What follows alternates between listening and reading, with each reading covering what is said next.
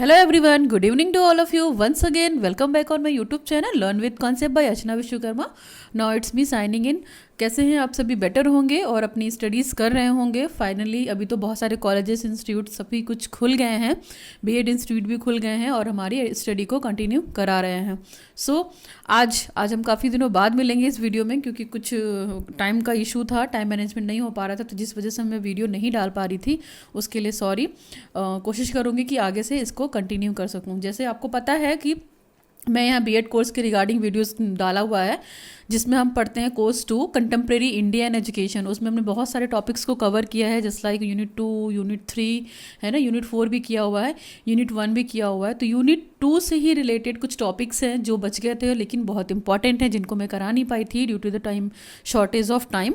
But अभी मैं कोशिश करती हूँ उन टॉपिक्स को कवर करा दूँ. और देखिए, ये टॉपिक केवल बीएड के पर्पज़ से इंपॉर्टेंट नहीं है. आप कोई भी एग्ज़ाम देने जाएंगे ना, चाहे एसएससी हो गया, आपका रेलवे का हो गया, आपका टीचिंग का एग्ज़ाम हो गया, नेट का हो गया, जेआरएफ है, कुछ भी है, एनीथिंग एल्स, ये टॉपिक ऐसे टॉपिक हैं, मतलब कंटेम्प्रेरी टॉपिक हैं ये, जो आपको हमेशा क्या करेंगे, हेल्प करेंगे एग्जाम पॉइंट ऑफ व्यू से किसी भी कंपटीशन पर्पज़ के लिए. सो ये बेसिकली लॉन्ग क्वेश्चन बनता है, ठीक, इस टॉपिक से. इसके अलावा इसमें बहुत सारे आर्टिकल्स पढ़ेंगे आप, तो हम डिटेल में डिस्कस करते हैं विदाउट वेस्टिंग अवर टाइम. तो आज का जो टॉपिक है वो कॉन्स्टिट्यूशनल प्रोविजंस फॉर एजुकेशन, यानी कि क्या शिक्षा के लिए संवैधानिक धाराएं, या हम क्या बोल सकते हैं संवैधानिक विचार क्या हैं, इसके बारे में बात करेंगे.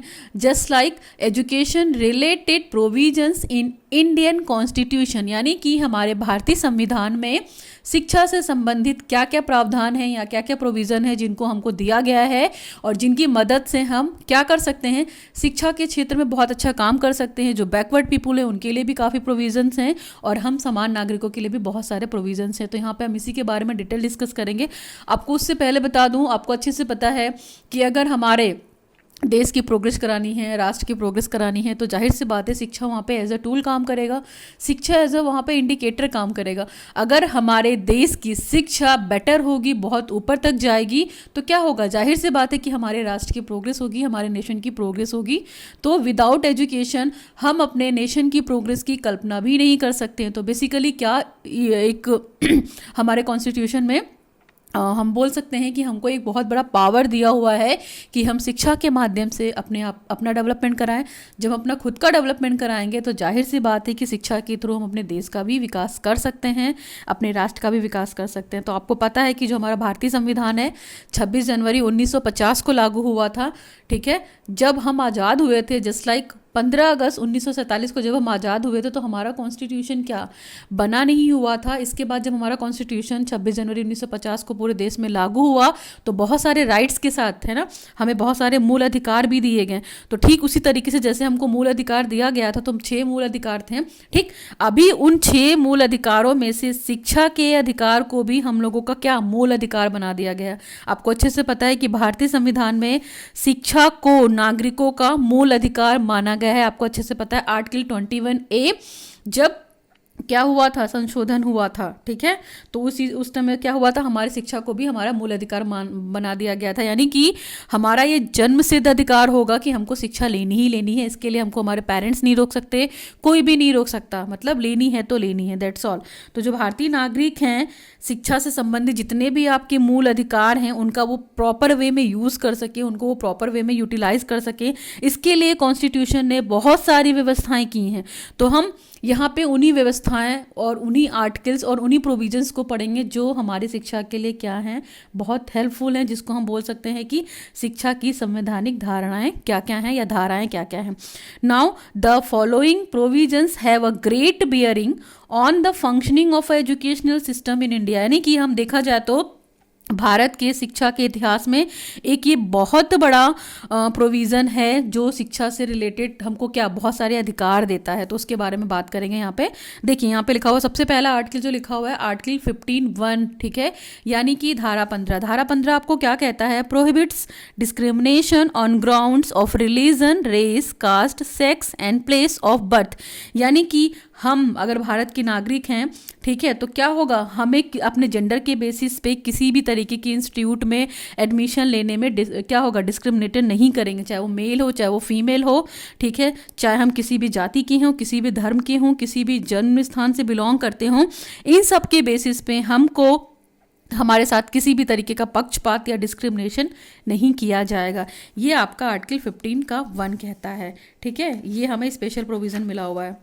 Now we come to the article next article हमारा है आर्टिकल 28। तो आर्टिकल 28 क्या कहता है? आर्टिकल 28 बेसिकली क्या होता है, ये रिलीजियस चीज़ों से या हम बोल सकते हैं धार्मिक शिक्षा से क्या है, रिलेटेड है।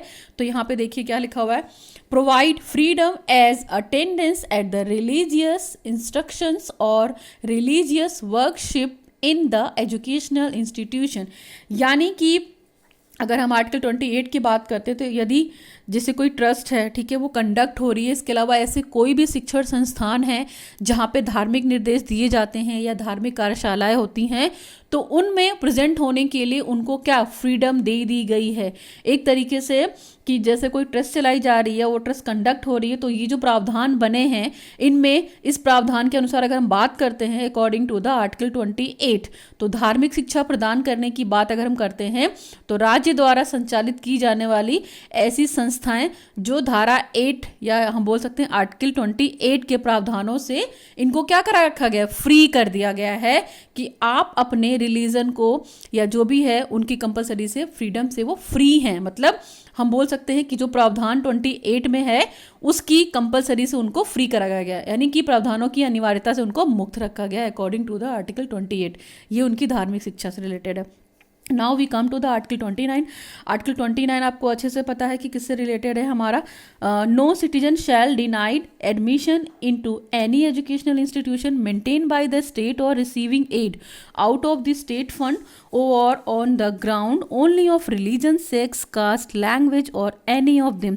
यानी कि अगर हम आर्टिकल 29 की बात करते हैं तो आर्टिकल 29 आपको सिर्फ इतनी सी बात कहता है कि आपको किसी भी शैक्षिक संस्थान में, ठीक है, इस बिहाफ पे डिस्क्रिमिनेट नहीं किया जाएगा कि आप किसी और धर्म के हैं, आप किसी और जाति के हैं, आप कोई और भाषा बोलते हैं, आप कहीं और से बिलोंग करते हैं, आपको इसके बेसिस पे डिस्क्रिमिनेट नहीं किया जाएगा। आपको किसी भी एजुकेशनल इंस्टीट्यूट में एडमिशन लेने का पूरा पूरा हक होगा, है ना। आपको रिलीजन के बेस पे, आपको रेस के बेस पे, कास्ट के बेस पे और भाषा के बेस पे आपको अलग नहीं किया जाएगा।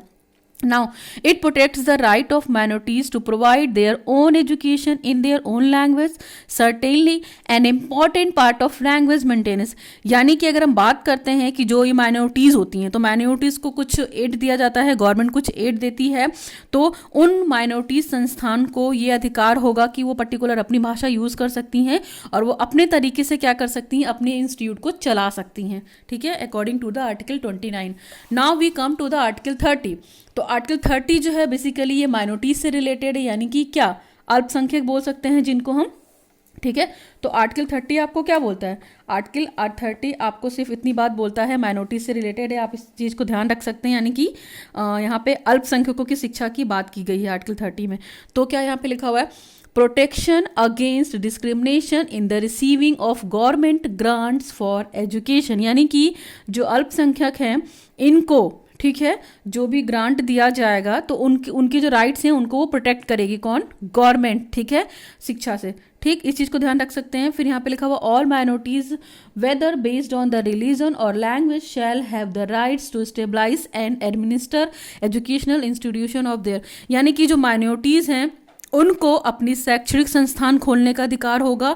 फिर कॉन्स्टिट्यूशन उनको ये पावर देता है कि वो जो भी फंड ले रहे हैं गवर्नमेंट से, ठीक है, वो अपने एजुकेशनल इंस्टीट्यूट के लिए ले सकते हैं। इस बेसिस पे उनको डिस्क्रिमिनेट नहीं किया जाएगा कि वो क्या हैं, अल्पसंख्यक हैं। तो इस आर्टिकल के तहत माइनॉरिटीज़ को पावर दिया गया है कि वो किसी भी तरह की एजुकेशनल संस्था को खोल सकती हैं, ठीक है, अपने राइट्स हैं उनके चला सकती हैं और वो रिलीजियस एजुकेशन को दे भी सकती हैं, ठीक है। ये आर्टिकल 30 की बात हो रही है।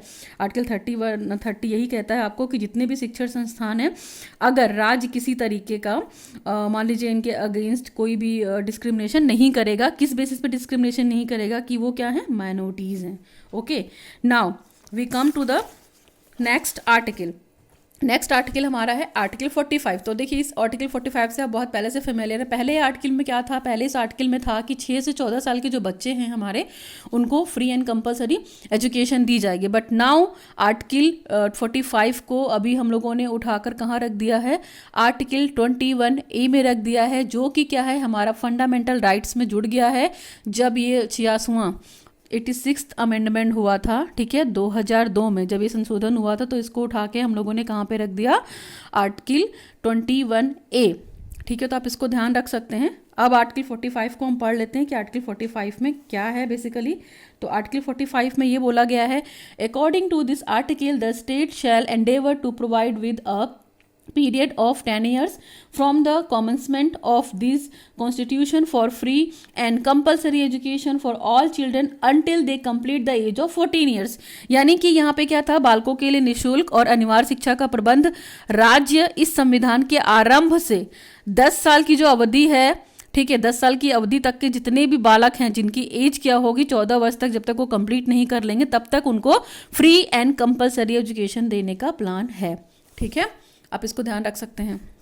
नाउ इसमें है we notice that the responsibility of universal elementary education lies with the central government, the state government, the local bodies and voluntary organisation. यानी कि हम यहाँ पे एक चीज़ नोटिस कर सकते हैं कि ये जो यूनिवर्सलाइजेशन ऑफ एलिमेंट्री एजुकेशन है, यानी कि शिक्षा का जो हम बोल सकते हैं कि प्राथमिक शिक्षा का जो क्या है, सार्वभौमिकरण है, तो ये कहीं ना कहीं हमारे स्टेट की रिस्पॉन्सिबिलिटी होगी, सेंट्रल गवर्नमेंट की रिस्पॉन्सिबिलिटी होगी और बहुत सारे वॉलंटरी ऑर्गेनाइजेशन की रिस्पॉन्सिबिलिटी होगी कि वो प्राइमरी एजुकेशन को किस हद तक सभी तक पहुंचा पा रहे हैं। देखिए यूई का मतलब ही होता है यूनिवर्सलाइजेशन ऑफ एलिमेंट्री एजुकेशन, यानी कि शिक्षा जन जन तक पहुंचे, ये उनकी ड्यूटीज होगी। Now we come to the article 46। Article 46 हमको क्या कहता है, आर्टिकल 46 हमको ये बोलता है, it provides for special care to the promotion of education and economic interest of the एससीज, STs and the weaker section of the society. यानी कि यहाँ पे स्टेट क्या करेगा, जो वीकर सेक्शन है हमारे, जो एससी हैं, जो एसटी हैं, उनके लिए शिक्षा और उनके जो हित हैं उनको क्या करेगा, स्पेशली तौर पे प्रोटेक्ट करेगा और उनको प्रोग्रेस कराने के लिए, आगे बढ़ाने के लिए बहुत सारे क्या देगा, रिजर्वेशन दे सकता है, बहुत सारे ऑप्शन दे सकता है, बहुत सारे अपॉर्चुनिटी दे सकता है, ताकि उनके साथ क्या हो, अन्याय ना हो और सभी प्रकार के शोषण होने से उनको बचाएगा। आर्टिकल 46 आपको ये कहता है कि जो वीकर सेक्शन है उनको हमें स्ट्रांग बनाना है, उनकी शिक्षा के लिए कुछ काम करना है। इसके अलावा उस वीकर सेक्शन को हमको सोसाइटी से बहुत ऊपर उठाना है थ्रू द एजुकेशन, ताकि उनके साथ अन्याय ना हो और उनके किसी भी हित का क्या हो, शोषण ना हो, और हमें उनके हितों का क्या करना है, संरक्षण करना है, उनके साथ शोषण नहीं होने देना, एक्सप्लॉयटेशन नहीं होने देना, ये कहता है आपको article 46। Okay, now we come to the next page. Next page में हमारा दे रखा है यूनियन लिस्ट। ठीक है, यूनियन लिस्ट में क्या है, उससे पहले मैं एक चीज़ ऊपर मैंने नोट करके रखी हुई, आप उसे देख सकते हैं नोट करके। The 7th schedule of the Indian constitution, यानी कि भारतीय संविधान के 7वें शेड्यूल में contains the legislative powers under 3 list. यहाँ पे 3 लिस्ट दी गई हैं, आपको पता है, ठीक है, और 3 लिस्ट जो दी गई हैं उसमें आपका सबसे पहले है यूनियन लिस्ट, फिर संघ मतलब जिसको हम संघ लिस्ट बोलते हैं, दूसरा है हमारा स्टेट लिस्ट जिसको हम राज्य सूची बोलते हैं, और तीसरा है हमारा कंकरेंट लिस्ट जिसको हम क्या, समवर्ती सूची बोलते हैं। तो इन तीनों सूचियों में अलग अलग तरह के सब्जेक्ट्स हैं जिनको हम थोड़ा बहुत यहाँ पे स्टडी करेंगे और उनसे रिलेटेड जो भी आर्टिकल्स हैं उनको हम यहाँ पे देखेंगे। तो आपको मैं एक चीज़ बता दूँ कि जो हमारा शिक्षा है, शिक्षा को हमने कंकरेंट लिस्ट में रखा हुआ है, यानी कि समवर्ती सूची। और ये कब हुआ था, जब 42वां संशोधन हुआ था 1976 में, तब हमने एजुकेशन को उठा के कहाँ पे रखा, कंकरेंट लिस्ट में, यानी कि शिक्षा को समवर्ती सूची में सम्मिलित किया गया। तो तब से क्या हो गया, जो शिक्षा की व्यवस्था है वो केंद्र सरकार और प्रांतीय सरकार ये दोनों मिलके करेंगे। अगर हम करंट की बात करते हैं तो केंद्र सरकार जो राष्ट्रीय शिक्षा नीति का फॉर्मेशन कर रहे हैं, तो उसमें संघीय क्षेत्रों की भी हेल्प ले सकते हैं और क्या कर सकते हैं, प्रांतीय क्षेत्रों की भी हेल्प ले सकते हैं या प्रांतीय स्टेट की भी हेल्प ले सकते हैं। तो इसलिए हमने शिक्षा को कंकरेंट लिस्ट में रखा हुआ है। जहाँ पे ये कब हुआ था कंकरेंट लिस्ट में, 1976 में, जब 42nd अमेंडमेंट हुआ था या 42वां संशोधन हुआ था। इस चीज़ को आप ध्यान रख सकते हैं। चलिए हम पढ़ लेते हैं कि हमारी यूनियन लिस्ट में है क्या। यूनियन लिस्ट में अगर हम बात करते हैं, जिसको हिंदी में हम लोग संघ सूची बोलेंगे, तो देखिए द लिस्ट कंटेन्स 97 सब्जेक्ट्स, यानी कि यूनियन लिस्ट में क्या है, आपके 97 सब्जेक्ट्स हैं, है ना। और जिसमें क्या है, the parliament has a power to legislate on the subjects of such union, यानी कि यहाँ पे संघ सूची की जो विषय हैं उस पर कानून कौन बना सकता है, संसद उस पर कानून बना सकता है। संघ सूची में अगर हम बात करते हैं, संघ सूची में जो संसद है, ऐसे 97 विषय हैं जिन पे वो कानून बना सकती है। बट यहाँ पे आप ये देखेंगे 13, 62, 63, 64, 65 एंड 66 सब्जेक्ट्स एज एजुकेशन। लेकिन ये जो हमारे 13 हैं, 62, 63, 64, 65 तथा 66 विषय जो हैं, ये किससे रिलेटेड हैं, एजुकेशन से रिलेटेड हैं। इसलिए इसको कौन अपने अधीन रखेगा, इसको सेंट्रल गवर्नमेंट अपने अधीन रखेगा। इस चीज़ को आप ध्यान रख सकते हैं, इसलिए मैंने यहाँ पे बोल्डली करके लिखा हुआ है, ठीक है। 13, 62 ये सारी क्या है, एंट्रीज हैं, ये सारी प्रविष्टियां हैं, है ना, ये यूनियन लिस्ट में आएंगी सारी। तो यूनियन लिस्ट में 13, 62, 63, 64, 65, 66 ये सारे क्या हैं, एजुकेशनल सब्जेक्ट हैं। और जब ये एजुकेशनल सब्जेक्ट हैं तो आपको पता है कि शिक्षा से रिलेटेड होंगे, तो शिक्षा को हमने कहाँ रखा है, कंकरेंट लिस्ट में रखा है। तो इसलिए इस पे कानून कौन बना सकता है, सेंट्रल गवर्नमेंट इसको अपने अधीन रख सकती है। अभी हम पढ़ लेते हैं कि यहाँ पे एंट्रीज क्या क्या है। पहली एंट्री यहाँ पे देखिए दे रखी है, एंट्री 13, या एंट्री को ही हम हिंदी में प्रिविस्टी बोल सकते हैं। तो 13 में देखिए क्या बोला गया है, to provide educational and the cultural relations with foreign countries, यानी कि एंट्री 13 आपको ये बोलता है, जो कि संघ सूची में आता है, आपको ये बोलता है कि विदेशों के साथ शैक्षिक और कल्चरल रिलेशनशिप प्रदान करना, यानी कि जो नेशनल लेवल पे, इंटरनेशनल लेवल पे सेमिनार वगैरह होता है और टूर वगैरह होता है, एक्सकर्शन होता है, फॉरेन कंट्री में विजिट करते हैं लोग अपने थीसिस के लिए, पीएचडी वगैरह के लिए जाते हैं फॉरेन कैंपस में, तो वहाँ पे क्या है, इसकी भी आपको परमिशन होगी। इसलिए ये कॉन्स्टिट्यूशनल प्रोविजन हमको दिया गया है, ठीक है, कि हम विदेशों के साथ क्या कर सकते हैं, एजुकेशनल टूर भी कर सकते हैं और उनके साथ अच्छा कल्चरल रिलेशनशिप भी अपॉइंट कर सकते हैं। इसका पावर हमको एंट्री 13 में मिलता है। नेक्स्ट है हमारा एंट्री 62। तो 62 आपको क्या कहता है, आप इसको ये देख लीजिए एक बार। एंट्री 62 आपको सिर्फ ये बोलता है कि the institution known as commencement of the constitution as the National Library, the Indian Museum, the Empirical War Museum, the Victoria Memorial and the Indian War Memorial, any other such institution financed by the government of India, wholly over or in part the declared by the parliament by law to be institution of national importance, यानी कि जो इस आपकी प्रिविस्टी 62 है या entry 62 है, आपको सिर्फ ये बोलती है कि संविधान में, ठीक है, जितने भी हमारे नेशनल लाइब्रेरी हैं, फिर इंडियन संग्रहालय हैं, शाही युद्ध संग्रहालय हैं, विक्टोरिया पैलेस है, ये सारी चीज़ें, भारतीय युद्ध स्मारक है, ये सब क्या है, ये सब हमारे नेशनल सिंबल्स हैं, हमारे कंट्री को रिप्रेजेंट करते हैं, है ना। तो भारत सरकार द्वारा पूर्ण या आंशिक रूप से इनको वो फाइनेंस करेगी और संसद क्या करेगी, कानून बनाएगी, जो भी हमारी ऐसी नेशनल सिंबल्स की क्या हैं, चाहे तो जगहें हैं चाहे तो संस्थाएं हैं। तो आप इसको इस तरीके से देख सकते हैं, ठीक है, एंट्री 62 को, कि मतलब नेशनल सिंबल्स यानी हमारे देश की जो राष्ट्रीय महत्व की संस्थाएं हैं, जस्ट लाइक अगर हम बात करते हैं तो ऐसे बहुत सारे एजुकेशनल इंस्टीट्यूट होंगे जो नेशनल सिंबल को रिप्रेजेंट करते हैं। जैसे अगर हम भारत के संविधान में बात करते हैं, भारत की बात करते हैं, तो ऐसे बहुत बड़ी लाइब्रेरियाँ फेमस है, बहुत सारे म्यूजियम फेमस हैं, ठीक है। और इसके अलावा पैलेस वगैरह है, महल वगैरह, जैसे एक एग्जांपल आप ले सकते हैं ताजमहल जो मॉन्यूमेंट है, वो क्या है, वो भी एक तरीके का हमारे लिए अजूबा है ना। ताजमहल हो गया, आपका इंडिया गेट हो गया, रेड फोर्ट हो गया, ये सब क्या है, नेशनल सिंबल्स हैं, राष्ट्रीय महत्व हैं, नेशनल इंपॉर्टेंस है इनकी, इसलिए इनको भी क्या करा गया है, इनके लिए भी संसद कानून बना सकती है और ये नेशनल सिंबल्स हैं, तो इसलिए इनको भी अपने अंडर में रख सकती है यूनियन लिस्ट। नाउ नेक्स्ट है हमारा एंट्री 63। एंट्री 63 क्या कहती है आपको, institution of national importance, the institution known as the commencement of this constitution as the BHU, AMU and Delhi University etc. declared by parliament by law to be institution of national importance, यानी कि अगर हम संविधान की बात करते हैं तो संविधान के स्टार्टिंग में जैसे BHU की बात करते हैं, बनारस हिंदी यूनिवर्सिटी, आप BHU को जानते ही होंगे आई थिंक, है ना। BHU मतलब बनारस हिंदी यूनिवर्सिटी, बनारस हिंदू यूनिवर्सिटी ना, जिसको हम हिंदी में क्या बोलते हैं, काशी विश्वविद्यालय, ठीक है। इसके बाद हम यहाँ पे देख रहे हैं AMU, तो अलीगढ़ मुस्लिम यूनिवर्सिटी, अलीगढ़ ये माइनॉरिटी इंस्टीट्यूट है अलीगढ़ मुस्लिम यूनिवर्सिटी। तो जो अलीगढ़ मुस्लिम यूनिवर्सिटी है ये भी क्या है, माइनॉरिटी इंस्टीट्यूट है, अल्पसंख्यक है।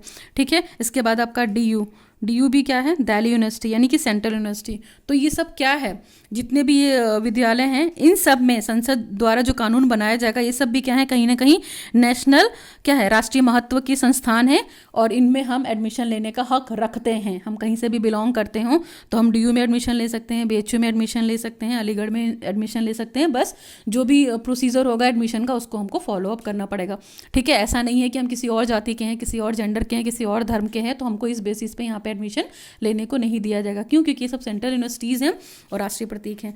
Now we come to the entry 64। Entry 64 आपको क्या कहता है, the institution of the scientific and technical education financed by the government of India wholly in part and declared by the law to be institution of national importance like IITs and IMS, यानी कि भारत सरकार द्वारा पूर्णतः या अंशतः पोषित वैज्ञानिक technical शिक्षा की संस्थाएं, और इनको क्या होगा, इनको भी हम लोगों ने जैसे IITs की बात करते हैं तो ये सब क्या है, ये सब कहीं ना कहीं राष्ट्रीय इंपॉर्टेंस है, मतलब नेशनल इंपॉर्टेंस की संस्थाएं हैं। जैसे IITs का क्या है ना, जो मतलब क्या, इंफॉर्मेशन टेक्नोलॉजी। ठीक, इस Indian institute of information technology. फिर ये आपका क्या हो गया, इसके बाद बात करते हैं IMS, तो Indian institute of the management science है ना। तो ये सब क्या है, कहीं ना कहीं नेशनल सिम्बल्स हैं।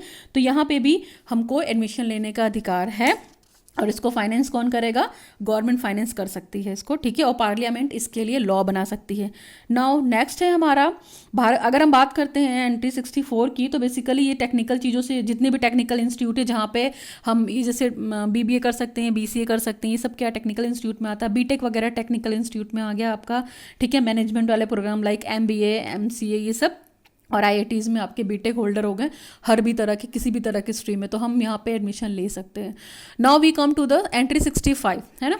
तो एंट्री 65 आपको क्या कहता है, union agencies and the institutions for, यानी कि संघ के जो अभिकरण होंगे और जो संस्थाएं होंगी वो कुछ चीज़ों को फॉलो करेंगे। जैसे प्रोफेशनल वो, पहला इसमें है professional vocational technical training including the training of the police officer, यानी कि अगर हम इन सब चीज़ों से बिलोंग करते हैं तो हम प्रोफेशनली व्यावसायिक तौर पे तकनीकी प्रशिक्षण के लिए जो किसी भी जिसके भी अंतर्गत आता हो हमको ट्रेनिंग लेने का हक है। ठीक है, नंबर 2 है the promotion of special studies और रिसर्च, और हमको विशेष तरीके से अध्ययन करने का और रिसर्च करने के लिए भी परमिशन है अकॉर्डिंग टू द एंट्री 65, जो कि यूनियन लिस्ट में आती है आपकी ना।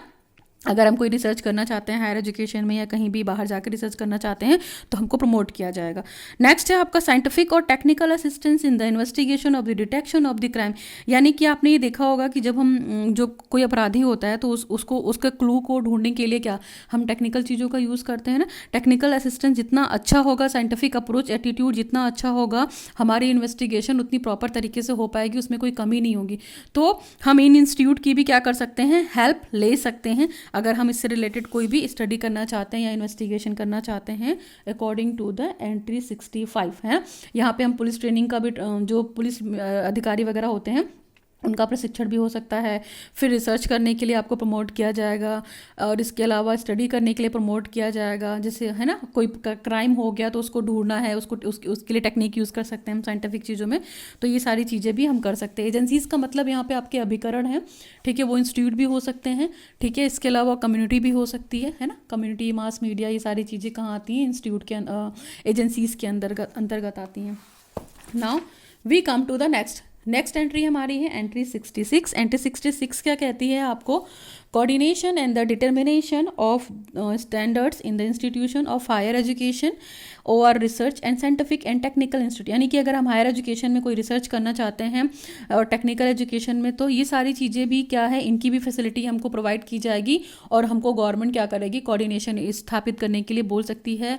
इसके अलावा कोऑर्डिनेट भी करेगी। अगर हम क्या कर सकते हैं, स्टडी में हायर स्टडी में कुछ, हायर एजुकेशन में कुछ स्टडी करना चाहते हैं, रिसर्च करना चाहते हैं, साइंटिफिक चीज़ों को आगे करना चाहते हैं, तो ऐसे बहुत सारे टेक्निकल इंस्टीट्यूट है जहाँ पे हमको एडमिशन लेने का राइट्स होगा और वहाँ पे पढ़कर हम क्या अपने देश का प्रोग्रेस कर सकते हो, तो यहाँ पे आपको गवर्नमेंट भी कोऑर्डिनेट करेगी।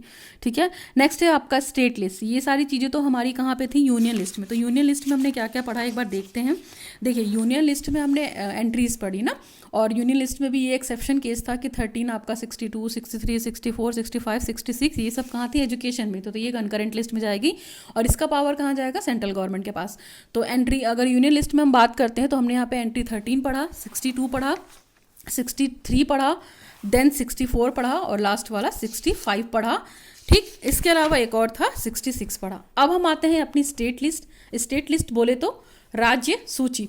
तो राज्य भी बहुत सारी ऐसी सूचियां बनाती हैं, जैसे वहाँ पे 97 सब्जेक्ट की बात हुई तो यहाँ पे भी क्या है, जो राज्य सूची है इसमें कम से कम, देखिए यहाँ पे लिखा हुआ है state list consist of 66 entries. ठीक है, एंट्रीज का मतलब यहाँ पे सब्जेक्ट हो सकता है, विषय हो सकता है। तो इसमें क्या है, जो इस सूची में जो है 66 विषयों पे राज्य सरकार को क्या होगा, कानून बनाने का अधिकार प्राप्त होगा। ठीक है, इस चीज को आप ध्यान रखेंगे। फिर एंट्री 12 क्या बोलता है आपको, देखिए according to this entry all libraries, museums and other similar institution control financed by the state, ancient and historical monuments and the records other than those declared by under the law made by the parliament to be the national importance। यानी कि जितनी भी राष्ट्रीय महत्व की संस्थाएं होंगी उनका पावर किसके पास होगा, हमारी संसद के पास होगा। संसद क्या कर सकती है, इसके लिए कानून बना सकती है। जो ये हिस्टोरिकल मॉन्यूमेंट्स होते हैं, इसके अलावा स्टेट के जो प्राचीन काल के मॉन्यूमेंट्स होते हैं, स्मारक होते हैं, म्यूजियम हो गया आपका, ऐसी बहुत सारी लाइब्रेरी होगी, तो इनके ऊपर कानून बनाने का अधिकार किसका होगा, स्टेट गवर्नमेंट का होगा, पार्लियामेंट का होगा। ठीक है, संसद इसके लिए क्या कर सकती है, कानून बना सकती है, और इन इंस्टीट्यूट को कंट्रोल करने के लिए फाइनेंस भी कर सकती है। तो फाइनेंस कौन कर सकता है, आपका स्टेट गवर्नमेंट फाइनेंस कर सकता है according to the entry 12। Now we come to the concurrent list. अब तो आपको अच्छे से पता है कि हमारी शिक्षा कहाँ पे है, हमारी शिक्षा कंकरेंट लिस्ट में है, जिसको हम समवर्ती सूची में बोलते हैं या रखते हैं। तो समवर्ती सूची में शिक्षा कब आई थी, जब 42 या 42 अमेंडमेंट हुआ था, है ना, अमेंडमेंट हुआ था तब। और ये कब हुआ था, 1976 करके याद रख सकते हैं आप। देखिए अगर 42 अमेंडमेंट आपको याद रखना है तो 4 + 2 = 6 हो गया, तो आप 46 से याद रख सकते हैं, 1976 हो जाएगा, है ना। कि 42वां संशोधन कब हुआ था, 4 और 2 को जोड़ेंगे तो यहाँ पे 6 हो जाएगा। इट मीन्स द 1976 में जब 42वां संशोधन हुआ था संविधान में, तब हमने शिक्षा को उठा के कहाँ रखा, समवर्ती सूची में या कंकरेंट लिस्ट में। ठीक है, तो अब यहाँ पे देखते हैं, हम कंकरेंट लिस्ट को पढ़ते हैं कि क्या क्या दे रखा है कंकरेंट लिस्ट में फटाफट। यहाँ पे एंट्री यहाँ पे दे रखा है, it comprises 47 entries, among them the following are related to the education. यानी कि इस सूची में जो 47 विषय हैं इस पे कानून बनाने की व्यवस्था होगी। ठीक है, तो इसमें सबसे पहला हमने पढ़ा है एंट्री 20। तो 20 क्या कहता है, इकोनॉमिक एंड सोशल प्लानिंग।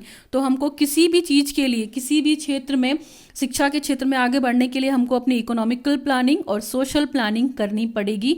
ये कौन कहता है, entry 20। Now we come to the next entry. Entry next है हमारी 25। 25 आपको क्या बोलती है, education including technical education, medical education and university subjects to provision of entries just like 63, 64, 65, 66 of list, union list। तो ये सारी जो एंट्रीज थी हमने अभी यूनियन लिस्ट में जाके पीछे पढ़ी है, बट इनका पावर किसके पास है, सेंट्रल गवर्नमेंट के पास है। आप इसको ध्यान रख सकते हैं।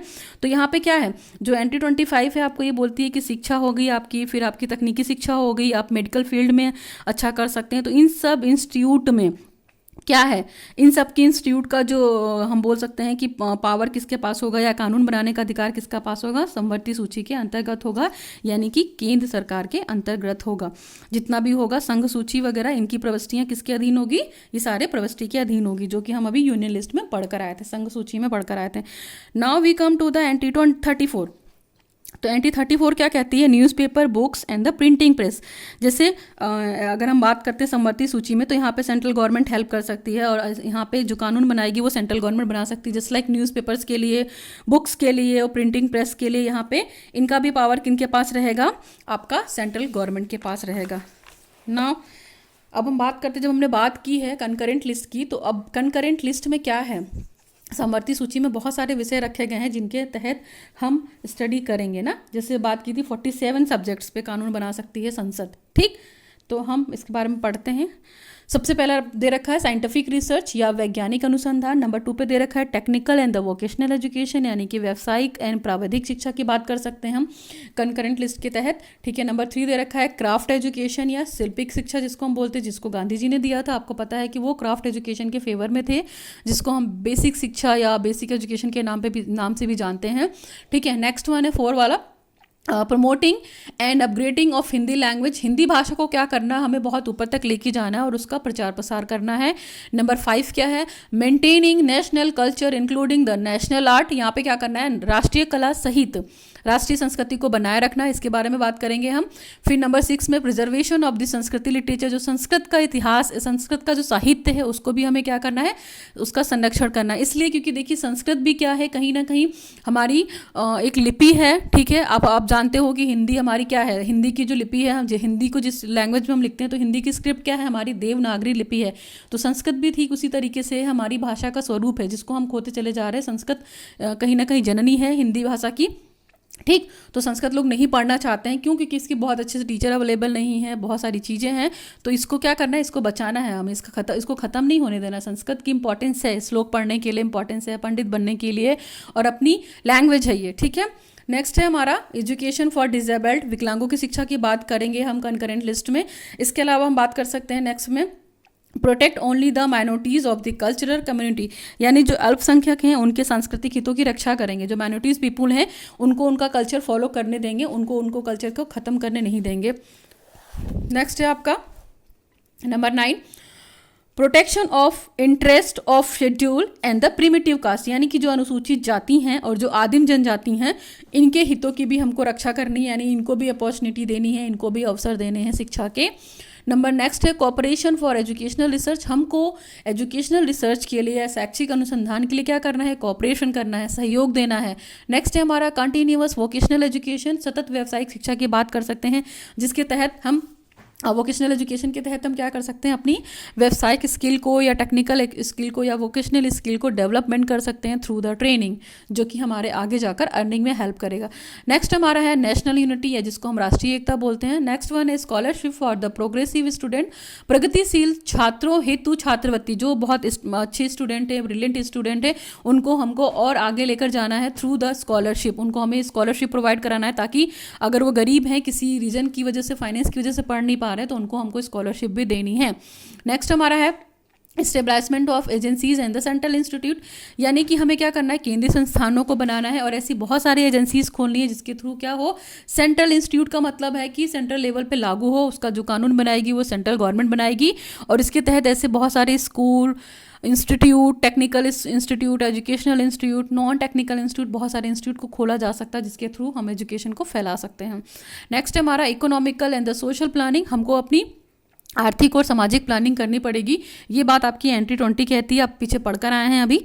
नेक्स्ट एंड लास्ट है शायद 16, free and compulsory education for children age up to 14 years, यानी कि 14 वर्ष तक के जो सभी बच्चे हैं या बालिकाएं हैं, या उनको क्या है, उनको फ्री एंड कंपलसरी एजुकेशन दी गई। आपको पता है ये चीज़ पहले कहाँ थी, आर्टिकल 45 में थी, फिर लेकिन अमेंडमेंट हुआ 2002 में, 86वां संशोधन हुआ, तो उसको उठाकर हमने आर्टिकल 21A में रख दिया, जिससे हमने पहले आपको बता दिया था।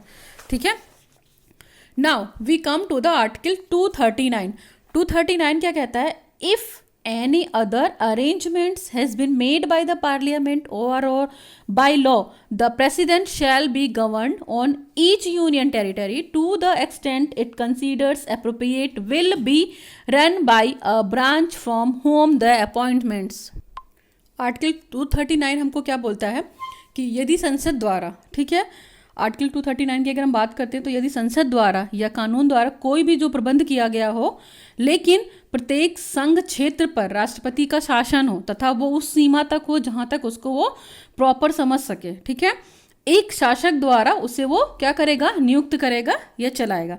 कहने का मतलब है कि ऐसा कोई अरेंजमेंट जो कि किया गया है किसके द्वारा, पार्लियामेंट के द्वारा, यानी संसद के द्वारा, या कोई भी नियम के द्वारा, तो उसमें क्या है, प्रेसिडेंट क्या करेगा, गवर्न करेगा उस चीज़ को, ठीक है, उचित जितना उसको लगेगा अप्रोप्रिएट, वो उतनी देर तक राष्ट्रपति शासन को वहाँ पे उस सीमा तक लागू करेगा और उसी को नियुक्त करेगा। Now we come to the article 337। ये क्या कहता है आपको, this provides for special provision with respect to educational grants for benefits of Anglo Indian community.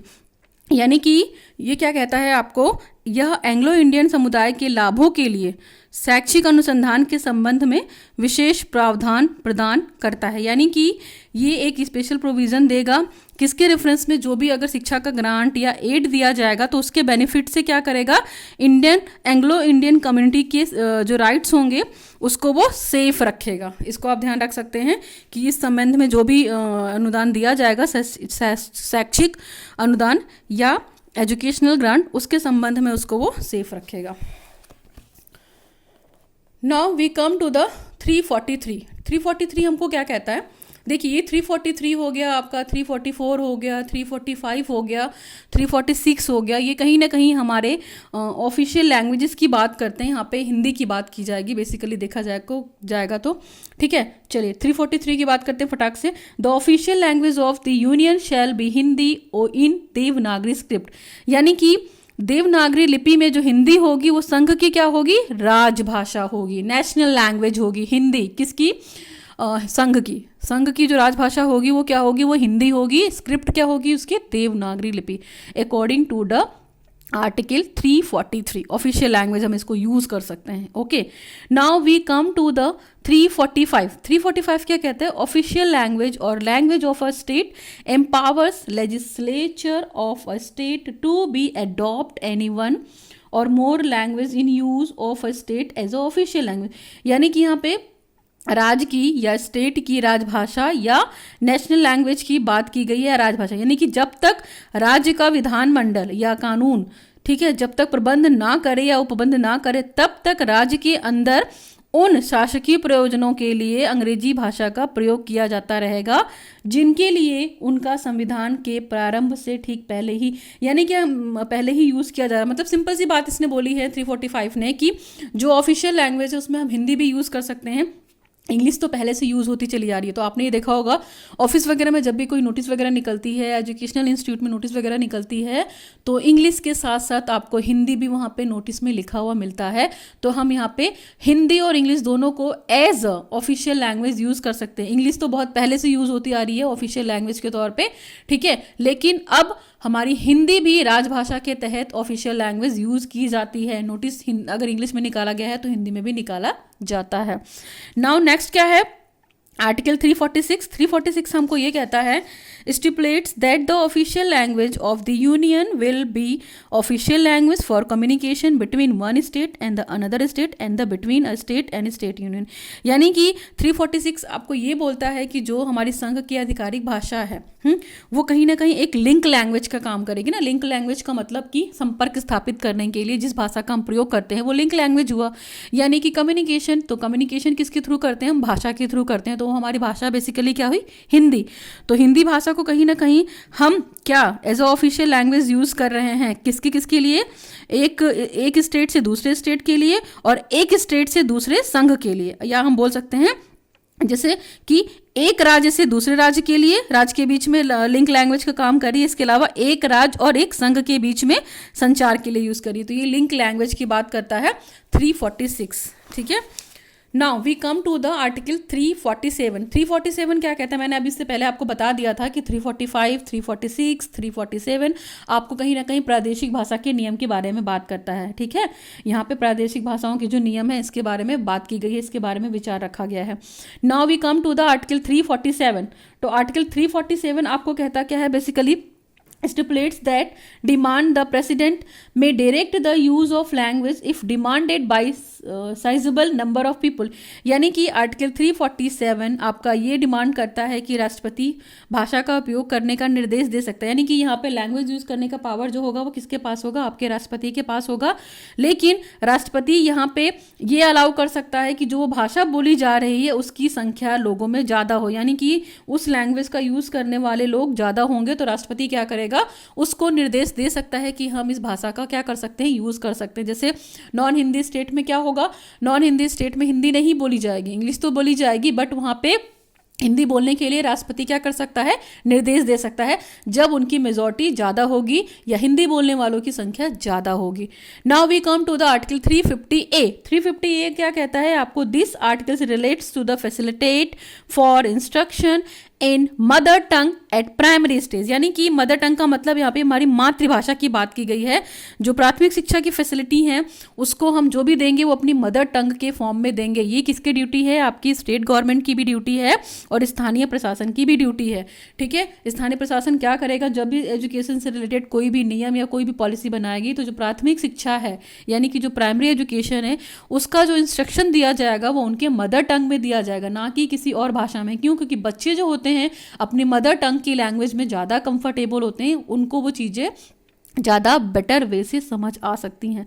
तो यहाँ पे मातृभाषा को प्राथमिक शिक्षा सुविधाओं के तहत क्या रिस्पॉन्सिबिलिटी किसकी होगी, यहाँ पे स्टेट गवर्नमेंट की या स्थानीय प्रशासन की, इस चीज़ के बारे में बात की गई है। तो मदर टंग की जो एजुकेशन दी जाए, जो प्राथमिक लेवल की एजुकेशन दी जाएगी या प्राइमरी लेवल की जो एजुकेशन दी जाएगी वो मदर टंग के फॉर्म में दी जाएगी, यानी उनकी मातृभाषा, चाहे वो हिंदी हो चाहे वो उनकी प्रादेशिक लैंग्वेज हो जहाँ भी वो रहते हैं। नेक्स्ट है आर्टिकल 350B। 350B क्या कहता है, it provides for a special offer for linguistic minorities. 350B जो है वो एक तरीके से माइनॉरिटीज़ को एक स्पेशल ऑफर प्रोवाइड करता है, एक विशेष प्रावधान देता है कि जो ये माइनॉरिटीज़ पीपुल हैं इनके लिए स्पेशल प्रोविज़न रहेगा। और इसको कौन नियुक्त करेगा, इसको भी राष्ट्रपति नियुक्त करेगा। तो इनके लिए हिंदी कंपलसरी नहीं होगी, ये अपनी भाषा को यूज़ कर सकते हैं। ठीक है, समझ में आया। आर्टिकल 350B ये कहता है कि जो ये माइनॉरिटीज़ पीपुल हैं, जो लिंग्विस्टिक माइनॉरिटीज़ पीपुल हैं, इनके पास एक अपना प्रोविज़न रहेगा, इनके पास एक अपना अधिकार रहेगा, ये अपनी भाषा का यूज़ कर सकते हैं इंस्टेड ऑफ हिंदी। ठीक है, और इसको लागू कौन करेगा, इससे राष्ट्रपति नियुक्त करेगा। ठीक है, now we come to the article 351।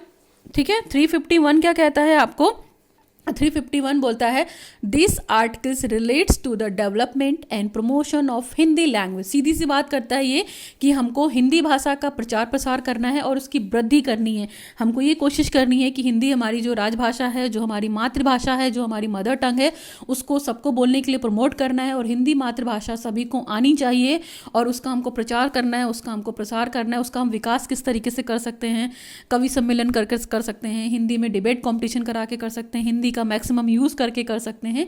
Hindi का प्रचार प्रसार करना है और उसकी वृद्धि करनी है अकॉर्डिंग टू द आर्टिकल 351। ठीक है, नाउ लास्ट आर्टिकल, आर्टिकल 371।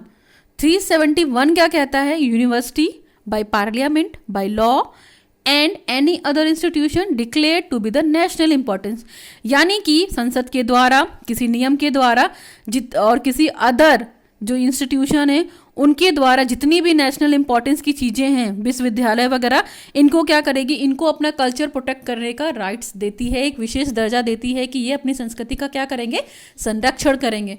ठीक है, चाहे वो यूनिवर्सिटी हो तो यूनिवर्सिटी को राइट्स कौन देगा, पार्लियामेंट देगी। कोई इंस्टीट्यूशन होगा उसको भी राइट्स पार्लियामेंट देगी। क्यों, क्योंकि जो यूनिवर्सिटीज़ वगैरह हैं, जो इंस्टीट्यूशंस वगैरह हैं, जो स्मारक वगैरह हैं, मॉन्यूमेंट्स वगैरह हैं, वो कहाँ हैं, हमारे राष्ट्रीय महत्व की संस्थाएं घोषित कर दी जाएंगी। तो उनको उनका कल्चर प्रोटेक्ट करने का राइट दिया जाएगा, उनको एक स्पेशल दर्जा दिया जाएगा उनकी संस्कृति के संरक्षण करने का। तो ये जो चीज़ें हमने पढ़ी, शिक्षा के संवैधानिक प्रावधान बोल सकते हैं आप।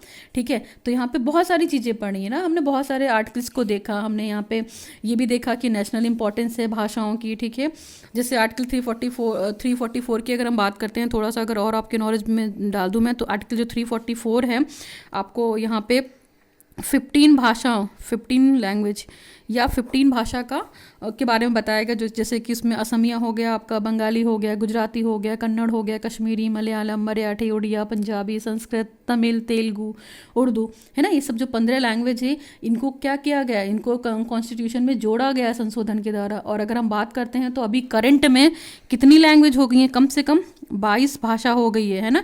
तो पहले ये भाषा 15 थी, फिर बाद में 7 भाषा और जोड़ी गई, फिर टोटल मिला के कितना हो गया, 22 भाषा का हमारे संविधान में क्या है, आप बोल सकते हैं वर्णन है या इनको मान्यता प्रदान की गई है। और संविधान में ये घोषणा की गई है कि राज्य इन भाषाओं के लिए क्या करेगा, इनके विकास के लिए प्रयास करेगा। ठीक उसी तरीके से हिंदी की भी बात की गई थी, जैसे आर्टिकल 351 आपने पढ़ा ना यहाँ पे, तो आर्टिकल 351 में क्या था कि हिंदी भाषा को हिंदी भाषा को आगे ले जाने के लिए, उसकी वृद्धि करने के लिए विशेष व्यवस्था की जाएगी। हिंदी भाषा का प्रचार प्रसार करना है ना।